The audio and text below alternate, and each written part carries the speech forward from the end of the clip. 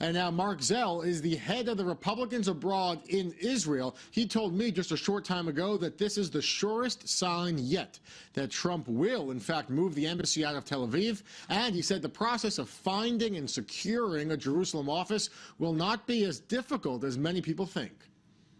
First of all, I don't think anything has to happen. I mean, this is one of the great fake news items that I've been reading in the media. People just don't understand. There is a huge complex, brand new in Jerusalem, that is built to all the specifications for an embassy. It's now being occupied by the Consulate General of Jerusalem. Once the embassy moves there, the only thing that has to happen really is to change the sign.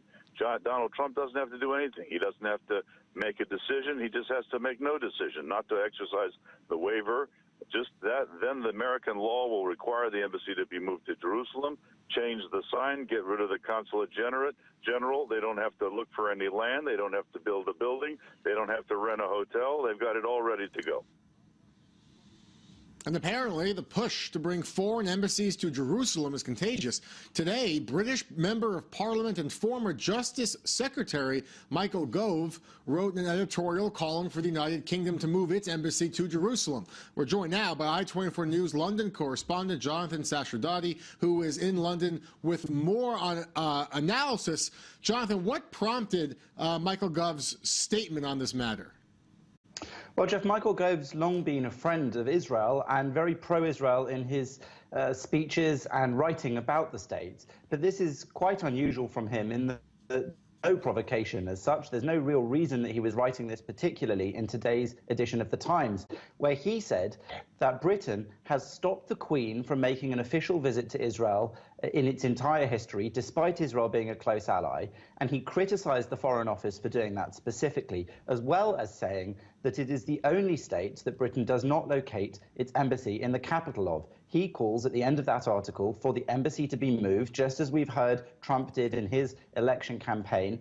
And he also called for the Queen in the anniversary year, the 100th anniversary year of the Balfour Declaration, to make an official visit to Jerusalem to open the British embassy there. So quite bold stuff coming from Mr. Gove. Well, Jonathan, in the United States, Donald Trump's team is making clear signs it may move the embassy from scouting locations in Jerusalem to obviously now picking an ambassador who is saying explicitly, I plan on working in Jerusalem.